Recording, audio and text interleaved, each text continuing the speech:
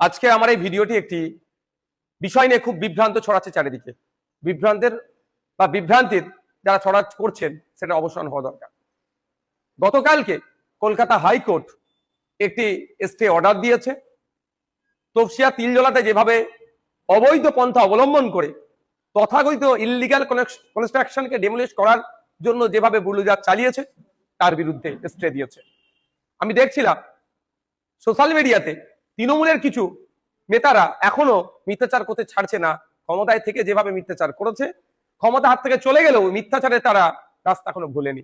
তাদের বক্তব্য মমতা ব্যানার্জি লড়াই করেছে বলেই নাকি এই অর্ডার হয়েছে। আমি তাদের কাছে স্পষ্টভাবে বলতে চাই এবং বার্তা দিতে চাই, চ্যালেঞ্জ করতে চাই, মমতা ব্যানার্জি কোন মামলায় দাঁড়িয়েছিল, সেই মামলার অর্ডার কপিটা কোথায়? আর আমরা গতকাল বিকাশ রঞ্জন ভট্টাচার্য স্যার থেকে শুরু করে নাজির আহমেদ অ্যাডভোকেটরা যারা দাঁড়িয়েছিলেন তারা যে অর্ডারটা বার করেছেন সেই মামলাটা কোনটা সেটাও আমি জানতে চাই। গত পরশু দিনকে আমি তফসিয়ায় পৌঁছেছিলাম। তার আগের দিন থেকেই তফসিয়ায় তিলজলাতে ইললিগাল কনস্ট্রাকশন ভাঙার নামে রাজ্য সরকার কয়েকটি বাড়ির উপরে আক্রমণ চালিয়েছে বুলডোজার দিয়ে।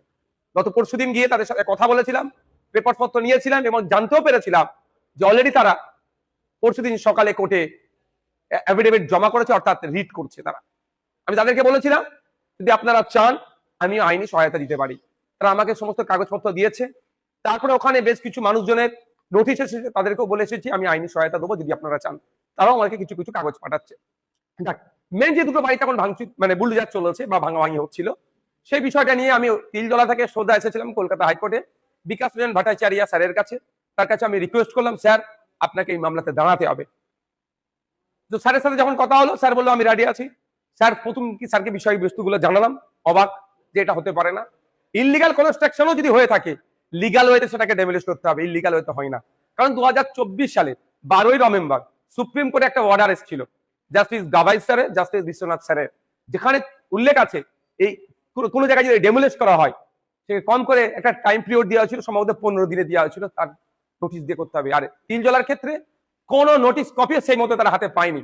তাদের আত্মীয় স্বজনের ইনফর্মের ভিত্তিতে এরা ছুটে ছুটে আসে ওখানে যে আমাদের কারখানা, আমাদের এই বাড়ির বুলডোজার চলছে।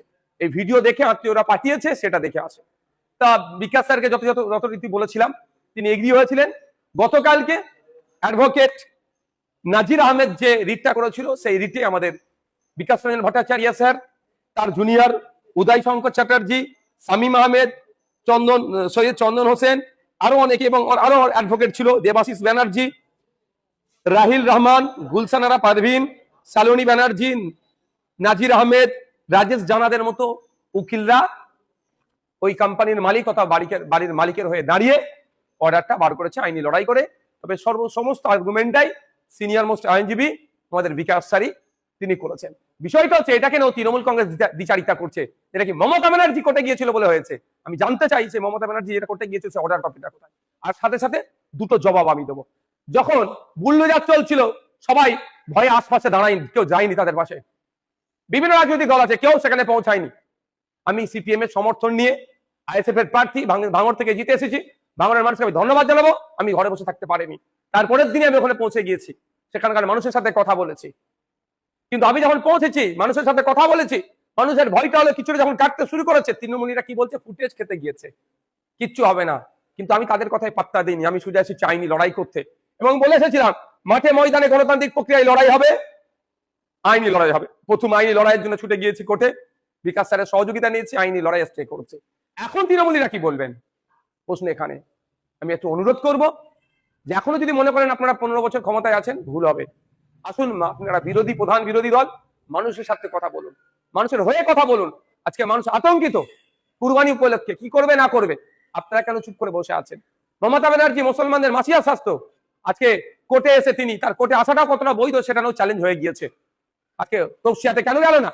তফসিয়ার লোকাল জনপ্রতিনিধি এমপি এমএলএরা কেন ওখানে এসে দাঁড়ালো না? কেউ কোনো কথা নেই। নওশাদ সিদ্দিকী না গেলেও দোষ, আর নওশাদ সিদ্দিকী গেলেও দোষ। তবে একটা কথা বলবো, আমি লক্ষ্য করছিলাম আমার অ্যাডমিনরা আমাকে পাঠাচ্ছিল কিছু যারা তৃণমূল করতো, যখন আমি ভোটে কন্টেস্ট করেছিলাম তখনও যারা আমার সমালোচনা করেছে আজকেও তারা সমালোচনা করছে। সুতরাং তাদের সমালোচনা নিয়ে আমি ব্যথিত নয়, চিন্তিত নয়। সাধারণ মানুষের উদ্দেশ্যে বলবো রাজ্য চলবে সংবিধানকে সামনে রেখে। কে ক্ষমতায় এসেছে না এসেছে সেটা বড় কথা নয়। সংবিধান মানুষের অধিকার দিয়েছে, সেটাকে যদি কেউ খর্ব করার চেষ্টা করে, বিগত দিনে যেভাবে তাদের বিরুদ্ধে সোচ্চার ছিলাম, আগামী দিনেও থাকবো। হ্যাঁ, আমি আবারও বলছি, তপসিয়ায় বুলডোজার চলেছে, কোন রাজনৈতিক দলের তাদের নেতাদের যাওয়ার সাহস দেখাতে পারেনি। সিপিএম এর সমর্থনে আইএসএফ এর হয়ে আমি জিতেছি। বাংলার মানুষ আমাকে 1,26,515টা ভোট দিয়ে জিতে পাঠিয়েছে। আমি গিয়েছিলাম, আইএসএফ গিয়েছিল প্রথমে, গিয়ে সেখানে সাধারণ মানুষকে আশ্বস্ত করেছিলাম। পরবর্তীতে সিনিয়র মোস্ট আইনজীবী বিকাশ স্যারের সহযোগিতা নিয়ে এই স্টেটা আমরাই করালাম। সুতরাং ফেসবুকে বিভিন্ন জায়গায় যারা বিভ্রান্তি ছড়াচ্ছে, তাদের কথা আপনারা বিভ্রান্ত হবেন না, শান্ত থাকবেন, বিচার ব্যবস্থাকে মান্যতা দেবেন। ল অ্যান্ড অর্ডার যাতে ঠিকঠাক থাকে তার দায়িত্ব যেমন সরকারের, সাধারণ মানুষকেও দায়িত্ব নিতে হবে।